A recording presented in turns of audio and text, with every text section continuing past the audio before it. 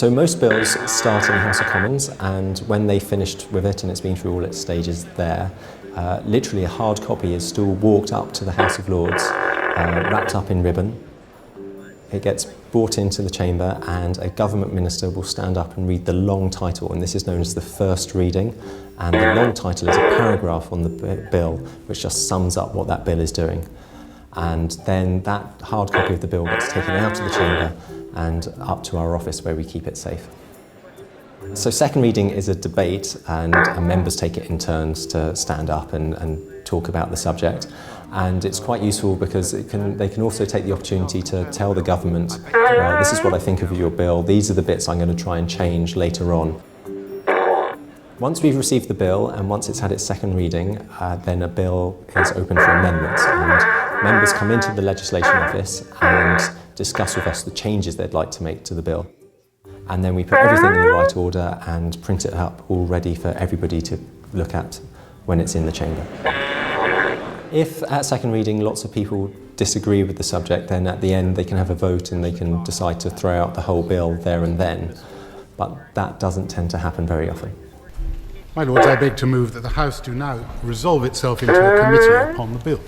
Committee stage, everybody turns up and they go through the bill line by line, and most of the amendments are a chance to try and work out what the government's thinking, what its policy is in an area. So people suggest changes just to see what the government says about them and whether they'll accept them or not. Questions. One is, what is the urgency to consider the report stage?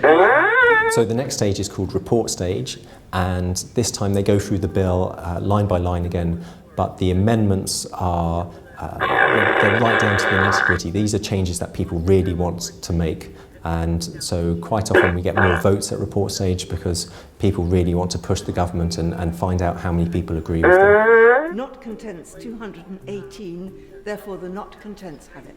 The very last stage is called third reading, and this is pretty much just a tidying up. So if there's been a big change earlier on which has lots of consequential little changes. So after third reading, all the changes that have been made will be stuck in or crossed out as the case may be, and then it's wrapped up in a red ribbon with a message saying, "Dear House of Commons, here's a bill that the House of Lords have passed, please will you consider it?"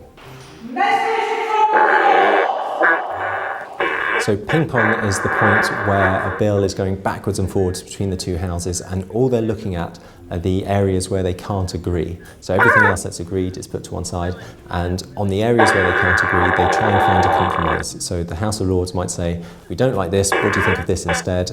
And the Commons will either say yes, or they might say, "No, we don't agree with that policy, but how about this compromise?" And they'll whittle it down until everybody's agreed on a way forwards. So when both houses have finished the bill, then the last stage is that the Queen is asked to signify that she's happy with it, and when that happens, in both houses, the Speaker and the Lord Speaker stand up and announce that the bill has been given its royal assent. My Lords, I have to notify the House, in accordance with the Royal Assent Act 1967, that the Queen has signified her royal assent to the following acts. Then the bill goes off and the final copy is printed, and it's that copy that is taken up to the Parliamentary Archives and is the official record.